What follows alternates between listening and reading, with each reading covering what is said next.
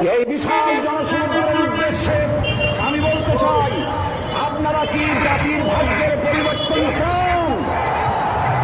যদি তাই হয়, 4টি দলের 3টি দল দেখা হয়েছে, একটি দল দেখা হয় নাই। সেই দলটির নাম কি?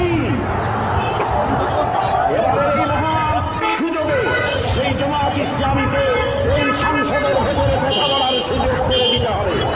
আল্লাহ রাব্বুল আলামিন তার কোরআন কারীমের মধ্যে ইরশাদ করেছেন, ইন্নাল্লাহা লা ইউগাইয়িরু মা বিকওমিন হাত্তা ইউগাইয়িরু মা বিআনফুসিহিম। নিশ্চয়ই আল্লাহ পাক কোন জাতির ভাগ্য পরিবর্তন করেন না যতক্ষণ পর্যন্ত সেই জাতি তার ভাগ্য নিজেরাই পরিবর্তন করতে সচেষ্ট না হয়। ভাগ্য পরিবর্তনের জন্য প্রয়োজন দেশের প্রচলিত আইনের পরিবর্তন, আর সে আইন হতে হবে আল্লাহ রাব্বুল আলামিনের আইন। দেশ স্বাধীনের পর আমাদের এই মঞ্চের পেছনে যে সংসদ ভবন রয়েছে, এই সংসদ ভবনে যারাই এসেছেন তারা এই জনগণের ভাগ্য পরিবর্তনের কাজ কেউ এই কাজে হাত দেননি।